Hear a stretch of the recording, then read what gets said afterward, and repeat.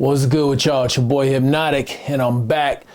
Okay, so I got my dog in the background. He ain't leaving. He's just gonna probably cry a little bit, run out. My dog's gonna go crazy at some point during this video. So I'm warning you now.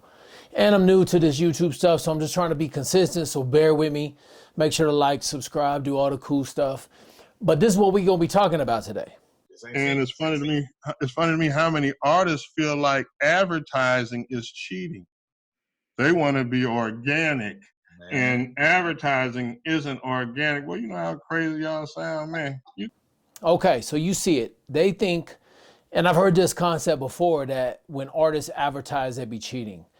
And I don't know if that's as relevant now as when this video was made. I pulled this from Brandman Sean's page. But the thing is I think we have different concepts, right? Like, the first thing all artists should do is look at their music. If they want to make it a day job, they should look at it as a business, right? So every business has different categories. They have advertising dollars, they have operations, they have these different things, right?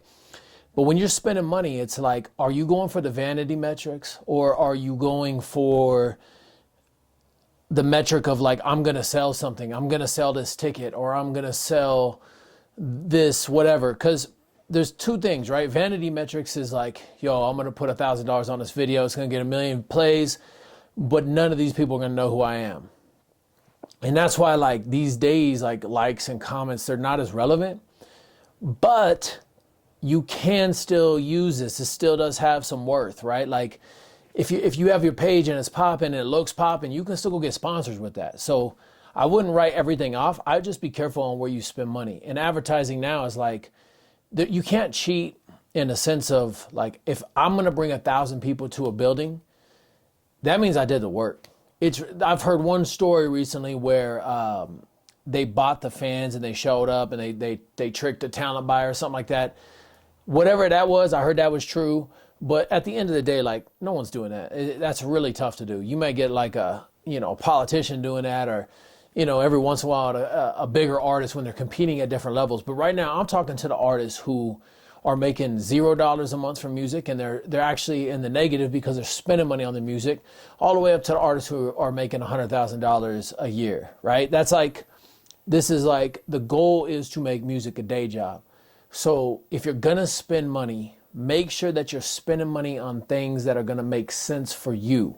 What do you want and why do you want it?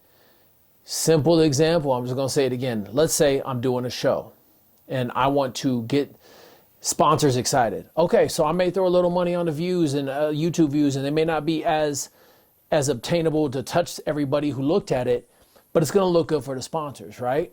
But nothing beats real people. So like, I'd say if you have money and your choice is, let's say one example could be like, hey, I have $1,000 to spend. What I would do is go create some experiences with your fans.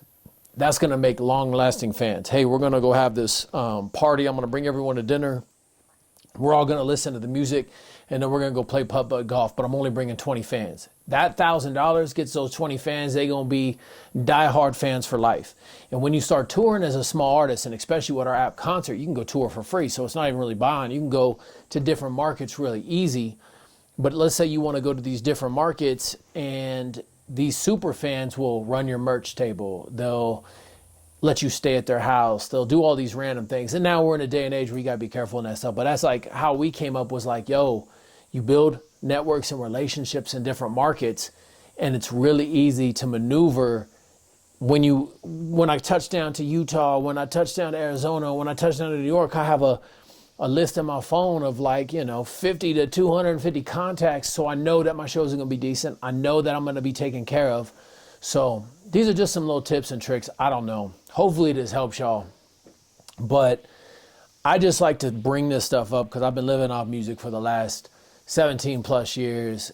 Most of it, over a decade of it, was just an artist. And then as I got older in the game and wiser, I started building businesses out of things I needed to survive, whether it's media companies, marketed companies.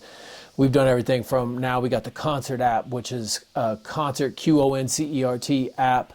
It's a free app that helps artists go from opener, headliner to on tour, moving market to market, building dope community. and making music a day job. So I just want to say what up to y'all. Appreciate y'all tuning in. If y'all stay to the end, let me know. Please drop some questions. If you just skimming by, you'll be back because I'm going to be so consistent. I'm going to be on your ass.